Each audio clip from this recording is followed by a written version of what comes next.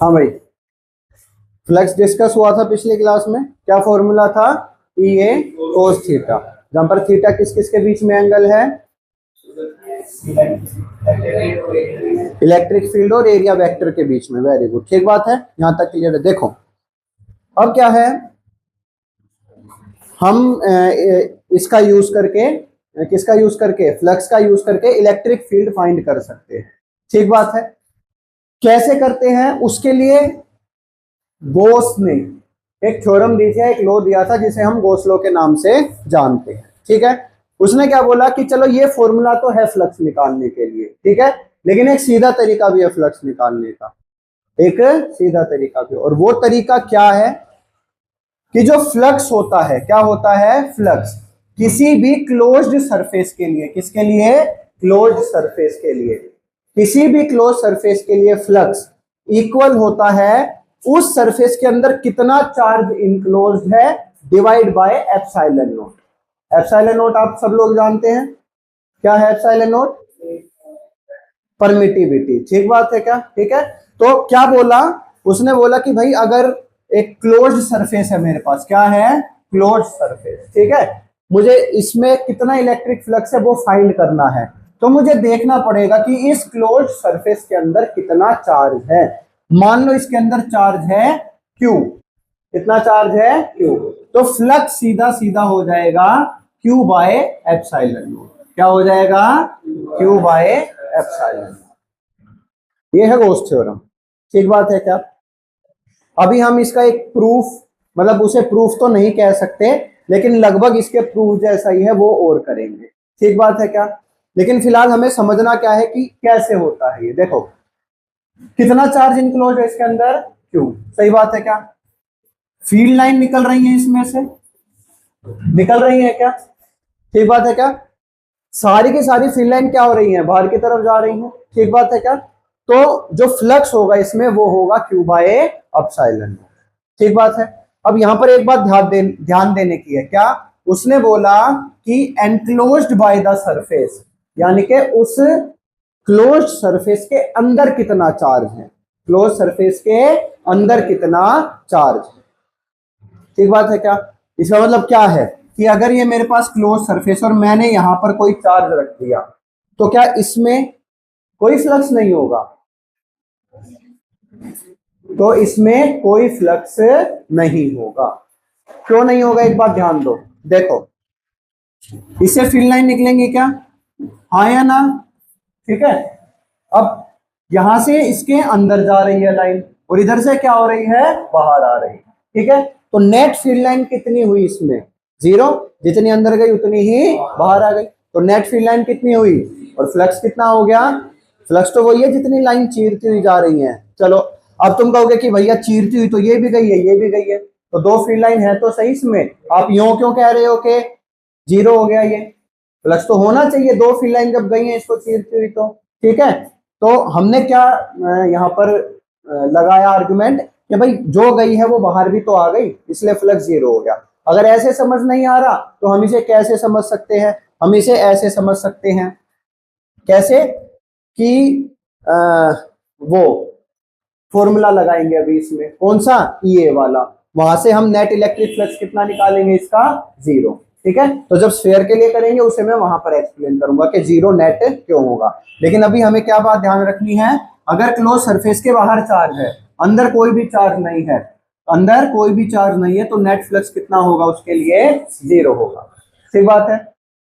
दूसरा क्या है कि अगर एक से ज्यादा चार्ज है इसके अंदर, अगर एक से ज्यादा चार्ज है इसके अंदर, मान लो Q है, 2Q है, 3Q है, 4Q है और -6Q है, ये सारे चार्ज इसके अंदर एनक्लोज है, तो इसमें से नेट फ्लक्स कितना होगा?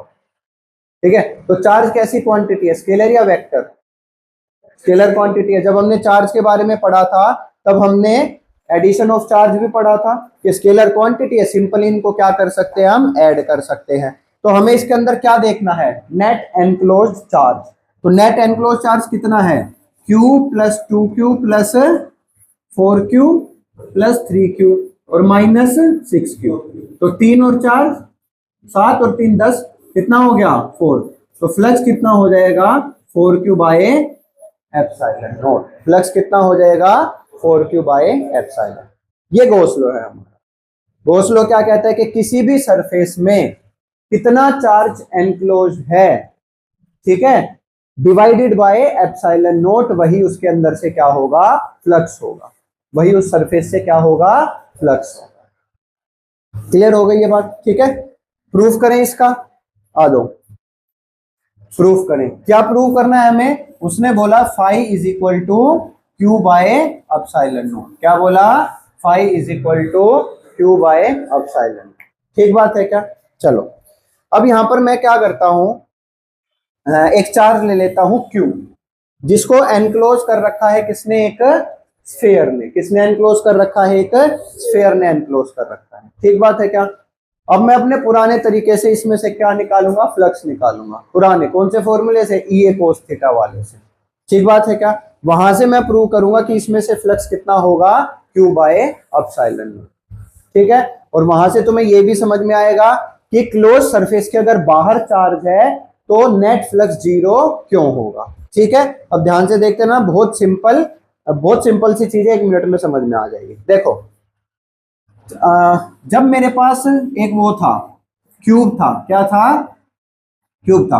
मैंने क्यूब के अंदर चार्ज रखा, तो जब हम नेट फ्लक्स निकाल रहे थे तो, या फिर हमने किस में रखा था? एक इलेक्ट्रिक फील्ड में रखा था क्या? क्यूब को रखा था या नहीं रखा था? जब हम नेट फ्लक्स निकाल रहे थे तो इसमें से कितना फ्लक्स है, इसमें से कितना, इसमें से कितना, इसमें से 6 की 6 सरफेस में से फ्लक्स निकाला था ना हमने, हाँ या ना? तो इसी तरह इसकी भी हर सरफेस में से फ्लक्स निकालना है क्या? हाँ या ना? लेकिन इसकी तो कोई सरफेस है नहीं, नहीं है ना? तो हम क्या करेंगे? अब हम यूज करेंगे इंटीग्रेशन। क्या यूज करेंगे?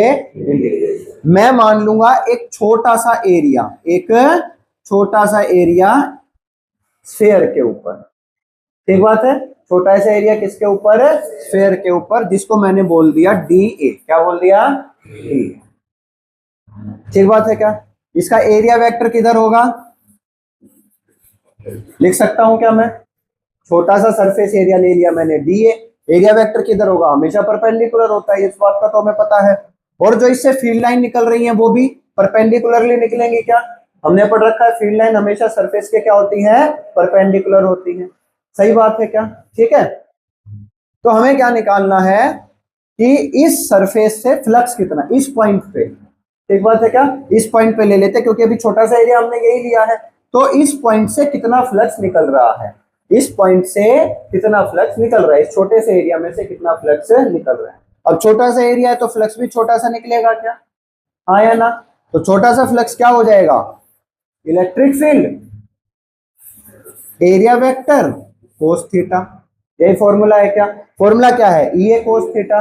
लेकिन छोटा सा फ्लक्स निकाल रहे हैं छोटे से एरिया में से, तो क्या हो जाएगा? ई डी ए कोस थीटा। समझ में आई ये बात? हाँ या ना? ठीक है, अब मुझे क्या चाहिए? ई की वैल्यू। तो इस पॉइंट पे ई कितना होगा? क्या ये पॉइंट चार्ज है? हाँ या ना? मान लो इसकी रेडियस कितनी है? आर। कितनी रेडियस है? आर। तो इस चार्ज की वजह से इस पॉइंट पे इलेक्ट्रिक फील्ड कितना होगा? के क्यू बाय आर स्क्वायर। ये मुझे किसकी वैल्यू मिल गई? ई की वैल्यू मिल गई। क्लियर है ना ये बात? यहां तक कोई डाउट नहीं है? पक्की बात है क्या? चलो, तो अगर अब मुझे निकालना है टोटल फ्लक्स, क्या निकालना है? Total flux. तो क्या करूंगा मैं? टोटल के लिए क्या करना पड़ता है हमें? इंटीग्रेट करना पड़ता है क्या? तो टोटल के लिए मैं क्या कर दूंगा? इसे इंटीग्रेट। एक छोटा सा हम साइन लगाते हैं यहां पर, ये वाला। इसका मतलब क्या होता है? क्लोज्ड सरफेस के लिए है। किसके लिए है? क्लोज सरफेस के लिए। ठीक बात है, इस गोले का मतलब होता है क्लोज सरफेस के लिए। तो डी फाई को इंटीग्रेट करूंगा तो क्या मिल जाएगा मुझे? फाई मिल जाएगा। ठीक बात है क्या? ई देखो, देखना, क्या मैं बोलूं ई यूनिफॉर्म है तो वो बात गलत है। ई यूनिफॉर्म नहीं है। क्यों नहीं है? क्योंकि जैसे जैसे मैं चार्ज से दूर जाऊंगा तो फील्ड क्या होता चला जाएगा? कम होता चला जाएगा। तो यूनिफॉर्म तो नहीं है फील्ड, लेकिन जो मैंने स्फीयर लिया है, जो मैंने उसके हर पॉइंट पे क्या ई की वैल्यू सेम है? कांस्टेंट है ना ई। इस सरफेस पे तो ई क्या है? कांस्टेंट है। तो अगर ई कांस्टेंट है तो मैं उसे बाहर ले सकता हूं क्या? ठीक है, इंटीग्रेशन के अंदर क्या रह गया, डीए। समझ में आई क्या बात? और कोस थीटा। अब एक बात बताओ मुझे, फील्ड भी इस तरफ, डीए भी इस तरफ, एंगल कितना, जीरो। एंगल जीरो तो कोस जीरो, और कोस जीरो की वैल्यू 1 होती है। हाँ तो वही तो बोला, कोस जीरो की वैल्यू क्या हो गई, 1। तो क्या आ गया, डीए डॉट 1। यानी मेरे पास फ्लक्स कितना बन गया, ई इंटीग्रेशन डीए। किसकी वैल्यू आ गई, फाई की वैल्यू आ गई। सही बात है क्या? चलो, डीए मतलब एरिया का इंटीग्रेशन। एरिया का इंटीग्रेशन मतलब टोटल एरिया, आया ना? यानी छोटे से पार्ट का इंटीग्रेट करूंगा तो टोटल एरिया मिल जाएगा क्या, और टोटल एरिया मिल गया तो क्या हो गया मेरे पास, ईए। क्या हो गया, ईए। वही फॉर्मूला आ गया क्या वापस? यही फॉर्मूला यूज कर रहे हैं ना तब से। ये फॉर्मूला क्यों आया, phi is equal to E A cos theta, वो ऐसे आया फॉर्मूला। समझ में आ रही है? चलो, लेकिन हमें तो प्रूव क्या करना है, phi is equal to q by epsilon naught, ये प्रूव करना है। ठीक है, चलो। ई कितना निकाला था हमने, के क्यू बाय, के को मैं 1/4 पाई एप्सिलॉन नॉट लिख सकता हूं या नहीं? ये क्या हो गया, 1/r²। ठीक है, के क्यू बाय r²। ठीक बात है। अच्छा, यशिका एरिया किसका, स्फीयर का, क्या होता है, 4πr²। क्या होता है, 4πr। ठीक बात है क्या? 4 से r² से क्या बचा मेरे पास, क्यू बाय एप्सिलॉन नॉट। तो phi is equal to q by epsilon naught, जो क्या है मेरा गॉस लॉ। क्या है, गॉस। ठीक बात है क्या, हाँ या ना? ठीक है, चलो। अब देखो, इस गॉस लॉ का इस्तेमाल मुझे कहां पर करना है। जब हम इलेक्ट्रिक फील्ड हमने पढ़ना शुरू किया था तो हमने पहले पॉइंट चार्ज की वजह से निकाला था, फिर हमने निकाला था चार्ज डिस्ट्रीब्यूशन की वजह से, यानी कि लाइन चार्ज की वजह से निकाला था ना हमने, है ना? इंटीग्रेशन का यूज किया था वहां हमने। तब मैंने तुम्हें बताया था कि अभी एक ऐसी थ्योरम आएगी, गॉस थ्योरम, जिसका यूज करके हम बिना इंटीग्रेशन के क्या निकाल सकते हैं, इलेक्ट्रिक फील्ड निकाल सकते हैं चार्ज डिस्ट्रीब्यूशन की वजह से। यानी पॉइंट चार्ज अगर ना हो, लाइन चार्ज हो, शीट हो, सिलेंडर हो, स्फेयर हो, कुछ भी हो, उसकी वजह से हम क्या कैलकुलेट कर सकते हैं, इलेक्ट्रिक फील्ड कैलकुलेट कर सकते हैं। किसका यूज करके, गॉस लॉ का यूज करके। ठीक बात है क्या? तो गॉस लॉ का यूज अब हम अलग अलग चार्ज डिस्ट्रीब्यूशन की वजह से क्या निकालने में करेंगे, इलेक्ट्रिक फील्ड निकालने में करेंगे। ठीक बात है, समझ में आ गई? चलो, अब यहां से मुझे ये देखना है, एक चीज और समझनी है हमें, कि अगर ये चार्ज अंदर ना होके कहां पर रखा हुआ है, बाहर रखा हुआ, ये फ्लक्स हमारा जीरो क्यों होगा, तो फ्लक्स हमारा जीरो क्यों होगा, ये भी तो समझना है हमें अभी। ठीक है, तो देखो, मान लो अब इस चार्ज को मैं बाहर रख देता हूं, ये मेरा स्फीयर है, चार्ज को मैंने कहां रख दिया, बाहर रख दिया। ठीक बात है क्या? चलो, यहां से इलेक्ट्रिक फील्ड लाइन पास कर रही है, ठीक, जो अंदर गई वही क्या आ गई, बाहर। एक तो ये आर्ग्यूमेंट हो गया, इसलिए जीरो होगा। ठीक है, नहीं तो मैं इस पॉइंट पे क्या ले लेता हूं, एक छोटा सा एरिया डीए ले लेता हूं, ले लूं क्या, ले लिया मैंने। और इस पॉइंट पे भी एक छोटा सा एरिया ले लेता हूं, क्या, डीए ले लेता हूं। ठीक बात है, यहां पर इलेक्ट्रिक फील्ड की डायरेक्शन इधर है, और अगर इधर मैं बनाऊं एरिया वेक्टर तो क्या डायरेक्शन होगी, सेम डायरेक्शन होगी बाहर की तरफ, हाँ या ना? तो डीए भी कहां हो जाएगा, इधर हो जाएगा, और इलेक्ट्रिक फील्ड भी इधर ही हो जाएगा। और अगर मैं इस पॉइंट पे देखूं तो डीए की डायरेक्शन क्या होगी मेरे बेटे, परपेंडिकुलर आउटवर्ड्स होती है हमेशा क्लोज फिगर में, और इलेक्ट्रिक फील्ड कितना होगा, उसकी डायरेक्शन क्या होगी, उसकी डायरेक्शन तो वही है। समझ में आ गई क्या बात, हाँ या ना? तो अभी हमने निकाला था फाई इज इक्वल टू क्या होता है, ईए। क्या होता है, ईए। तो यहां पर आ जाओ, ईए कोस थीटा होता है ना, क्या होता है, या फिर यहां पर हम इस्तेमाल करें तो इस पॉइंट पे मेरा फाई होगा ई डी ए कोस 0 डिग्री। कितना होगा, ई डी ए कोस 0 डिग्री। और इस पॉइंट पे कितना होगा, phi is equal to E D A cos 180 degree. समझ गए ना? क्योंकि यहां पर डी और ई के बीच में एंगल कितना है, 180, और यहां पर एंगल कितना है, 0 डिग्री। तो डिग्री नहीं, डिग्री। क्या है, डिग्री। यहां पर वैल्यू क्या आएगी, ईडीए, यहां पर वैल्यू क्या आएगी, माइनस ईडीए। मान लो एक ही फील्ड लाइन पास कर रही है अभी इसमें से, ठीक बात है क्या? तो नेट फ्लक्स कितना हो गया भाई, कितना हो गया? 0। ठीक है, अब इसमें से चाहे एक पास करे चाहे 1000 पास करे, हर एक पॉजिटिव के लिए एक नेगेटिव होगा क्या? हाँ या ना? तो सबको ऐड करेंगे तो फ्लक्स क्या आ जाएगा? इसीलिए किसी भी क्लोज सरफेस में नेट फ्लक्स हमेशा 0 होता है अगर चार्ज सरफेस से बाहर, ठीक बात है, या फिर नेट चार्ज 0 है। अब देखो, अगर इस सरफेस के अंदर मैं रख दूं एक प्लस क्यू और रख दूं एक माइनस, तो बताओ कितना फ्लक्स होगा? क्योंकि नेट चार्ज कितना है? 0। मतलब क्या हुआ कि जितनी फील्ड लाइन यहां से बाहर जा रही हैं उतनी ही फील्ड लाइन इसके अंदर भी आ रही है, क्योंकि फील्ड लाइन प्रोपोर्शनल होती है मैग्नीट्यूड के, पढ़ा था हमने। इसका मैग्नीट्यूड भी क्यू है, इसका भी, तो दोनों में सेम फील्ड लाइन बनेंगी, तो जितनी अंदर आएंगी उतनी ही, तो नेट फ्लक्स क्या हो गया? 0 हो गया। पक्का बिल्कुल क्लियर है ना ये बात? गॉस थ्योरम क्लियर हो गई क्या होती है? ठीक है, अब इसका यूज करेंगे हम निकालने में, लेकिन उससे पहले 2-4 छोटे छोटे क्वेश्चन करने हैं, ठीक बात है। एक छोटा सा टॉपिक है कि गॉस लॉ हम कहाँ कहाँ अप्लाई कर सकते हैं। गॉस लॉ हम हर जगह अप्लाई कर सकते हैं, ठीक है, लेकिन कहाँ हमें अप्लाई करना हमारे लिए चीजों को आसान बनाएगा और कहाँ अप्लाई करना मुश्किल बनाएगा, बस उसी को देखते हुए हम गॉस लॉ को हर जगह इस्तेमाल नहीं करते, ठीक है। तो पेपर में कभी कभी पूछा जाता है, लेकिन हम समझ लेते हैं, ठीक है। कहाँ कहाँ जो है इस्तेमाल कर सकते हैं? अच्छा, कि जहां गशियन सरफेस सिमेट्रिक है अबाउट चार्ज। अब ये गशियन सरफेस क्या है नहीं पता ना, अभी हम आगे पढ़ेंगे तब पता चलेगा, ठीक है। लेकिन एक बात ध्यान रखना है कि गशियन सरफेस सिमेट्रिक होनी चाहिए। मान लो एक चार्ज है, ठीक है, हमने कोई गशियन सरफेस बनाई, उसके चारों तरफ। गशियन सरफेस ऐसी सरफेस होती है जो हम अज्यूम करते हैं, क्या करते हैं? इलेक्ट्रिक फील्ड निकालने के लिए वो हमें बनानी पड़ती है। वो सरफेस कैसी भी हो सकती है, स्फेरिकल भी हो सकती है, सिलेंड्रिकल भी हो सकती है, क्यूबॉइड भी हो सकती है, क्यूब, कैसी भी सरफेस हो सकती है, बस हमें अपनी तरफ से माननी पड़ती है वो, ठीक है। तो अगर मैं किसी चार्ज के चारों तरफ गशियन सरफेस बना रहा हूं तो सिमेट्रिक होनी चाहिए, मतलब हर जगह सेम होनी चाहिए। समझ में आई ना? सिमेट्रिक का मतलब समझते हो ना? जैसे मेरे हाथ सिमेट्रिक है, जैसा ये है ऐसा ही, तो जो सरफेस बनेगी चार्ज के चारों तरफ, वो चारों तरफ क्या होनी चाहिए? सिमेट्रिक होनी चाहिए, ठीक है। और क्या होनी चाहिए? इलेक्ट्रिक फील्ड भी सिमेट्रिक होना चाहिए या फिर यूनिफॉर्म होना चाहिए। क्या होना चाहिए?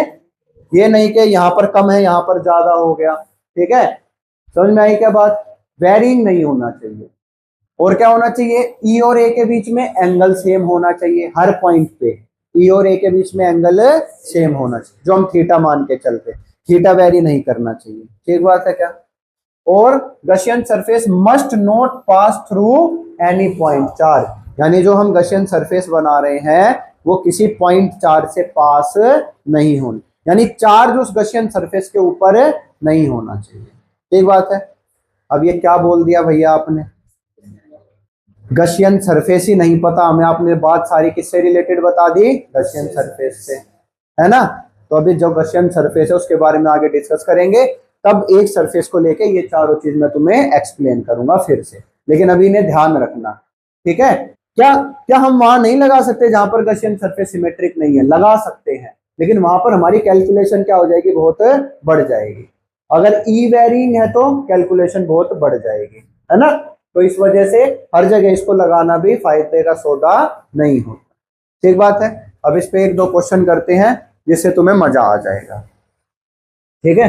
1-2 क्वेश्चन करते हैं जिससे मजा आ जाएगा तुम्हें, ठीक है भाई। करें क्या? कॉपी निकाल ले इसी बात पे, सारे बच्चे कॉपी निकाल लो अपनी, ठीक है। हाँ मैं समझता हूं, ऐसा ही होता है। चलो, क्या कह रहा है ध्यान से देखना, फिर तुम्हें गॉस लॉ अप्लाई करना भी आ जाएगा, ठीक है। वो स्कूल में बच्चों से करवाते हैं, अपने हाथ आगे करो, अपने हाथ ऊपर करो, अपने हाथ ऐसे करो, फिर उससे नींद खुल जाती है ना। स्कूल के छुट्टी के बाद सीधा 2-2 गिलास सीध के साथ 6-6 रोटी खा के आते हैं, तो ऐसे ही होने लगता है। चलो देखो क्या कह रहे हैं कि मेरे पास एक सिलेंडर है, क्या है? सिलेंडर, जिसकी लेंथ कितनी है? L/2। मेरे पास एक सिलेंडर है जिसकी लेंथ कितनी है? L/2। इसकी सरफेस के ऊपर जो है एक चार्ज रख दिया Q, सरफेस के ऊपर क्या रख दिया, चार्ज Q। तो बताओ इस सिलेंडर में से कितना फ्लक्स पास करेगा।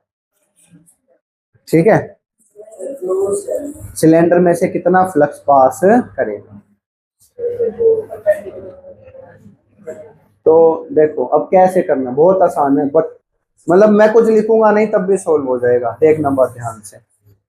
पहली बात तो क्या ये चार्ज सिलेंडर के अंदर है, नहीं है, सरफेस पे है ना, तो फिर दिक्कत है हमारे लिए। तो बॉस ने तो क्या बोला था, एनक्लोज होना चाहिए। तो अब हम क्या करेंगे, इस चार्ज को एनक्लोज करेंगे, इस चार्ज को एनक्लोज। मैं क्या करूंगा, L/2 लेंथ का सिलेंडर है ना नीचे, इसके ऊपर मान लूंगा एक L/2 लेंथ का सिलेंडर और है। समझ में आ गई क्या। अब ये पूरा सिलेंडर बन गया कितनी लेंथ का, L लेंथ। समझ गए क्या। अब ये सरफेस भूल जाओ, ये सरफेस नहीं है फिलहाल के लिए, अब तो पूरा सिलेंडर है ना, तो बीच में तो कोई सरफेस है नहीं। तो क्या अब ये चार्ज सिलेंडर के अंदर आ गया, क्या आ गया ना सिलेंडर के अंदर। ठीक है, ये चार्ज कहाँ आ गया, सिलेंडर के अंदर आ गया। ठीक है, और जैसे ही चार्ज सिलेंडर के अंदर आया तो इस सिलेंडर में से फाई कितना हो गया, Q/ε0 हो गया या नहीं हो गया। ठीक बात है। तो अगर पूरे सिलेंडर में से Q/ε0 है तो मुझे तो सिर्फ कितना निकालना है, आधे सिलेंडर का। आधे सिलेंडर में से कितना होगा, पूरे में से Q/ε0 है तो आधे में से कितना होगा, Q/2ε0। ये मेरा क्या आ जाएगा, आंसर है ना मक्खन मलाई, बता दो हाँ या ना। अच्छा चलो देखो क्या कह रहा है कि a charge is placed at a distance a/2 upwards from square sheet of side A। मेरे पास एक स्क्वायर शीट है, क्या है मेरे पास एक स्क्वायर शीट है, बन गया क्या स्क्वायर, ये तो कुछ अलग सा ही डिजाइन बन गया। मेरे पास एक अब बन गया ना स्क्वायर शीट है, इस स्क्वायर शीट से a/2 डिस्टेंस ऊपर, कितना ऊपर क्या रखा हुआ है, एक चार्ज रखा हुआ है, कितना भी Q चार्ज, कितना चार्ज रखा हुआ है Q। तो इस शीट में से कितना फ्लक्स पास हो रहा है मुझे वो बताना है।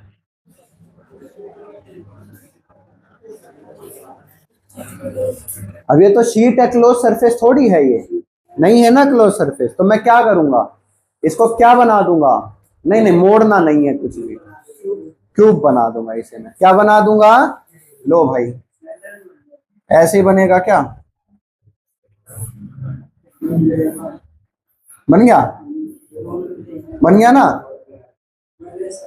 ठीक है, बन गया क्या, इसकी साइड कितनी है A, पूरी सारी साइड कितनी हो जाएंगी A, हाइट भी कितनी हो जाएगी A, और ये कितनी हाइट पे है a/2 पे। तो क्या ये चार्ज अब इस क्यूब के अंदर आ गया, क्या आया ना। और जैसे ही चार्ज क्यूब के अंदर आया तो क्यूब में से फ्लक्स किसमें से कितना हो जाएगा, Q/ε।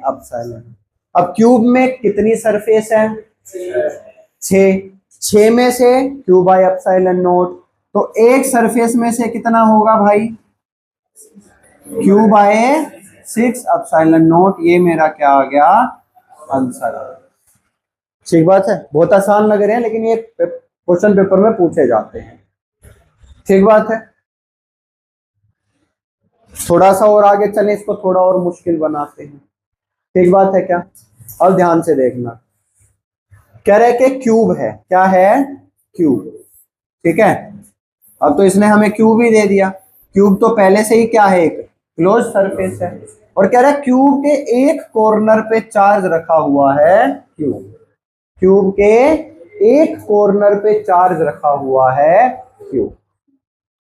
तो बताओ इस क्यूब में से कितना फ्लक्स जाएगा। पहला क्वेश्चन क्या है, फ्लक्स थ्रू क्यूब, क्या बताना है, फ्लक्स थ्रू। और दूसरा हमें बताना है फ्लक्स थ्रू ईच सरफेस, क्या बताना है, ईच सरफेस। ठीक है, अब ये तो पहले से ही क्या है, क्लोज फिगर है, और ये इसके अंदर है ही नहीं, तो अब मैं क्या करूं, हाँ तो मुझे इस क्यूब को ही क्लोज करना पड़ेगा। और वो कैसे करूंगा मैं, अब ध्यान से देखना, ठीक है। अब वो इसमें बात तुम्हें समझ में नहीं आएगी।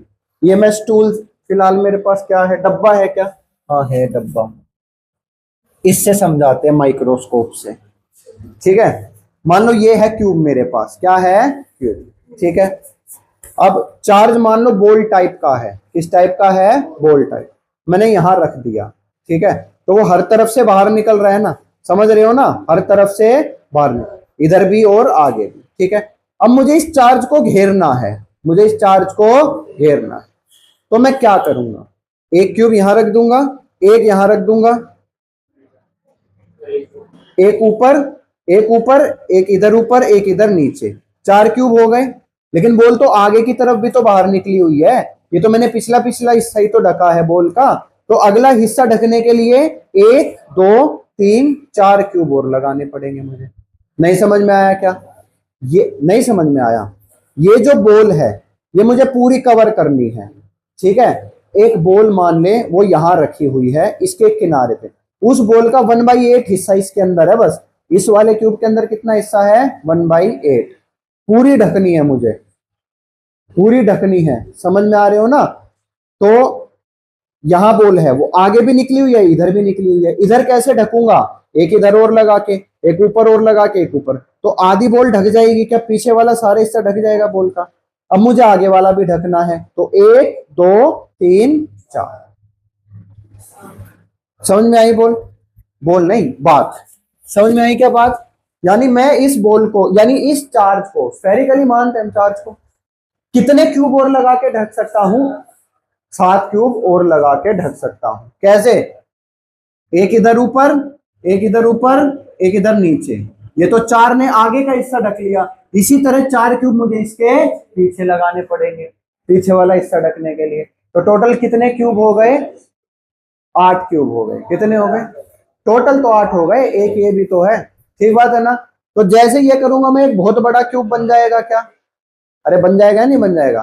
और जैसे ही वो बहुत बड़ा क्यूब बनेगा, उसमें से फ्लक्स कितना जाएगा, क्यू बाय एप्सिलॉन नॉट, जाएगा या नहीं जाएगा, 8 में से कितना जाएगा, क्यू बाय, क्योंकि उन 8 ने मिलकर एक बड़ा क्यूब बना लिया, उसके सेंटर में क्या है, या उसके अंदर कितना चार्ज है, क्यू, तो कितना फ्लक्स जाएगा, क्यू बाय एप्सिलॉन नॉट। नहीं समझ में आई ये बात, आ गई ना। तो अगर 8 क्यूब में से क्यू बाय एप्सिलॉन नॉट जा रहा है, तो 1 में से कितना जाएगा, कितना जाएगा, क्यू बाय 8 एप्सिलॉन। बहुत, कोई दिक्कत नहीं है ना इसको समझने में, पक्का, ठीक है। मुझे क्या करना है, बस चार्ज को घेर लेना है, चार्ज को घेर। अब उल्टी सीधी वो नहीं लगानी मुझे, उल्टे सीधे फिगर्स नहीं बनाने कि भाई इसको घेरना ही तो है। मैं क्या करता हूं, यहाँ एक स्फीयर डाल देता हूं, ढक जाएगा ये तो। लेकिन हमने क्या पढ़ा था बेटे, क्या पढ़ा था हमने, गॉस लॉ में जो हम सरफेस मान रहे हैं वो क्या होनी चाहिए, सिमेट्रिक होनी चाहिए। ये है सिमेट्रिक का मतलब, समझ गए ना सिमेट्रिक का मतलब क्या होता है, ठीक है। हो गया ये तो आ गया पूरे क्यूब में से कितना जाएगा। अब बात है सरफेस में से, किसमें से, सरफेस में से, बताओ।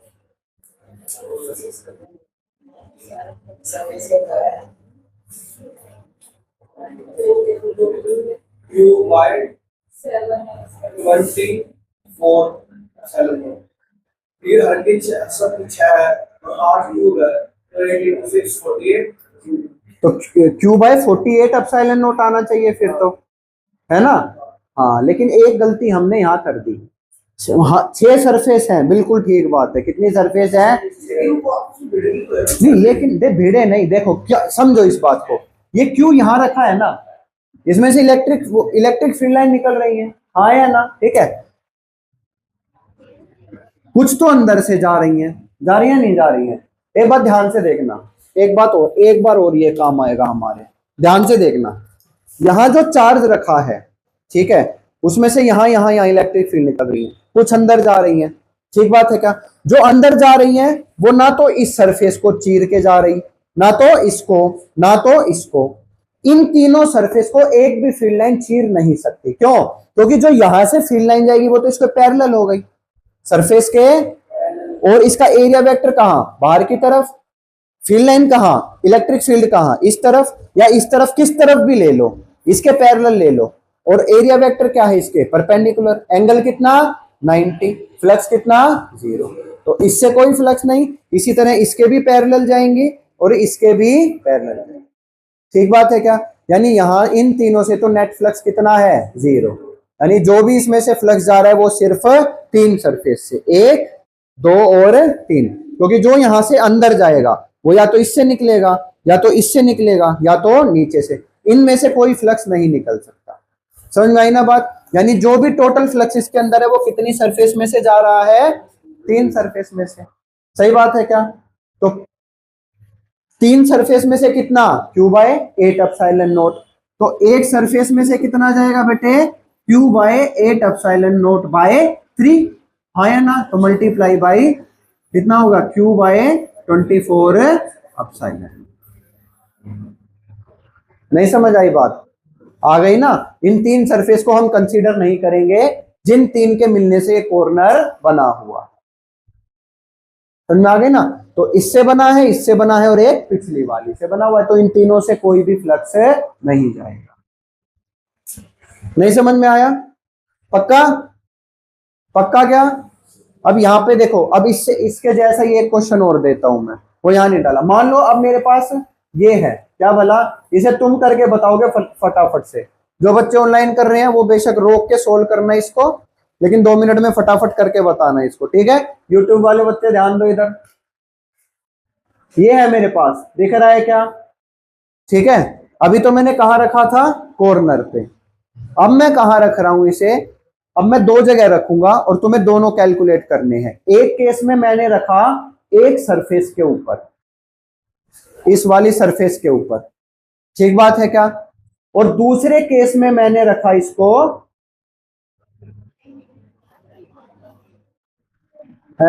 इस वाले एज के ऊपर। किसके ऊपर रखा है? एज के ऊपर। एक में सरफेस के ऊपर और एक में एज के ऊपर।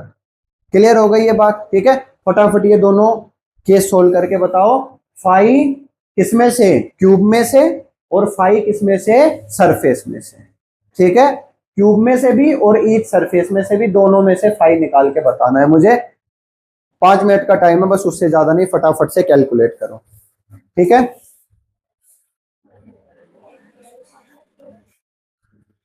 हाँ भाई, हो गया? ठीक है। तो एक बार आंसर मैच कर लेते हैं।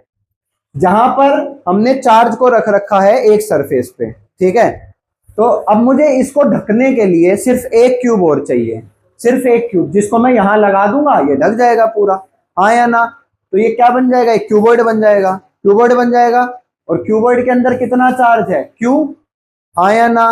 तो इस पूरे क्यूबॉइड में से कितना फ्लक्स? Q/ε0। हाँ या ना?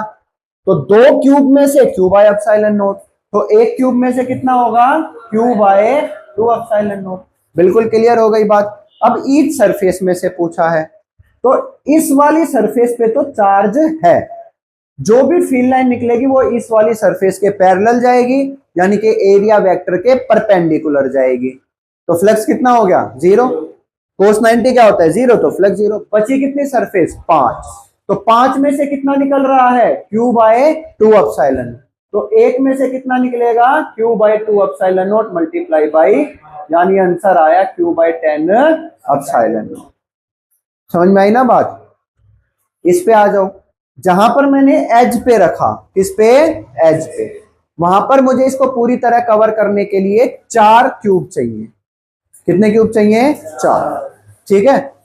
जैसे ही 4 क्यूब आ गए इसमें, तो इनक्लोज हो जाएगा ये। हाँ या ना? जो भी फिगर बनेगी, टोटल में से कितना फ्लक्स? Q/ε0। तो 4 क्यूब में से Q/ε0। तो एक क्यूब में से Q/4ε0। ये तो हो गया टोटल क्यूब में से। ईच सरफेस में से कितना? अब ये जो चार्ज रखा है, जो भी फ्लक्स निकलेगा, यानी इलेक्ट्रिक फील्ड लाइन निकलेंगी, वो इस वाली सरफेस के और इस वाली सरफेस के तो पैरेलल जाएंगी। बची कितनी? 4। उन्हीं को क्रॉस करेंगी ये। तो 4 बची, तो टोटल फ्लक्स उन 4 में से जाएगा, है ना। यानी 4 में से टोटल फ्लक्स कितना, Q/4 एप्सिलॉन नॉट। तो एक में से कितना आएगा, Q/4 epsilon not multiply by 1/4, यानी Q/16 एप्सिलॉन नॉट हमारा क्या आ जाएगा, आंसर आ जाएगा। ठीक बात है क्या। मतलब देखो कुल मिला के बात ये है कि ये चार्ज जितनी भी सरफेस के कांटेक्ट में है ना, उन सरफेस को हम काउंट नहीं करेंगे, क्योंकि उनसे फ्लक्स कितना हो जाएगा, 0 हो जाएगा। क्लियर है ये बात, ठीक है। तो आज के लिए इतना। कल इस चैप्टर के लास्ट के 2-3 टॉपिक बचे हैं, उनको खत्म करके चैप्टर खत्म करेंगे, और इसके बाद कुछ इसके प्रीवियस ईयर के क्वेश्चंस और इंपॉर्टेंट क्वेश्चन उठाएंगे हम। ठीक बात है। तब तक के लिए जय हिंद।